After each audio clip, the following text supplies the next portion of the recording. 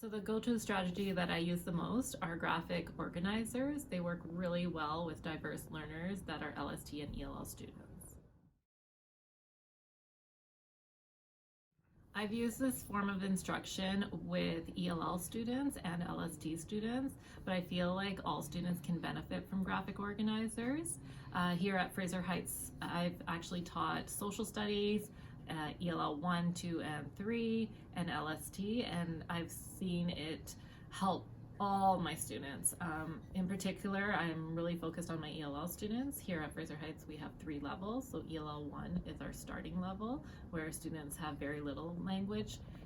ELL 2, students have a little bit more language, they're emerging level, and ELL 3 is our developing level, where they're almost ready to go into mainstream English. So we support their learning using graphic organizers all the time. So as I said before, I work closely with ELL students, and I've used graphic organizers with my ELL students. But here at Fraser Heights, I have a unique role as an ISA, which is an International Student Advocate. This allows me to mentor teachers of different subjects such as social, science, foods, math, and I have worked closely with these teachers to help them adapt their lesson plans and their assignments so that they're easily accessible for our diverse learners, and we've used graphic organizers with them as well.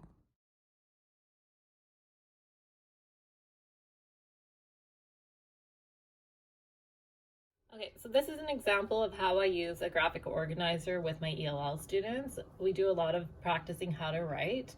Before we start, I give them a general topic. So in this case, it's are cell phones a positive and negative tool for secondary students?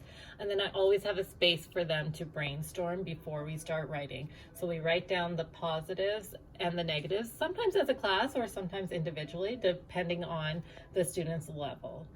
Once we've brainstormed the ideas, then I introduce a graphic organizer that helps them organize their ideas. So here we have a paragraph graphic organizer. And in this case, we start by filling in the bubble about the introduction before moving on to idea 1, 2, and 3, and then conclusion. This helps the students organize their ideas and actually come up with a well phrased paragraph when it comes to actually a draft copy that they hand in to me. So this is an example of how I use a graphic organizer for reading. So here we have a character analysis page that I give my students to really look at what a character is saying and doing and what it means for them.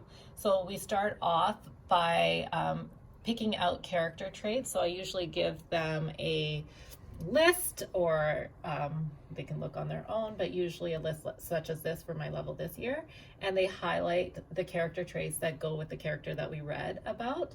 Then I bring them back to the graphic organizer and say, why did you pick the traits that you picked on the first page? So then they write the traits in here, and they have to go through and find examples within the text. This really helps the students understand the story and get a clear picture of who this character is. So this is another example of how I use a graphic organizer with reading. I usually hand this to the students while we're reading or even after reading, and we outline the main elements of plot that happen in a story. This really helps students make sure that they have every single part of the plot filled in and they understand the different types of plot that are available. I've actually used this to help them format their own stories as well, and that makes sure that the student has a clear beginning, middle, and end of a story.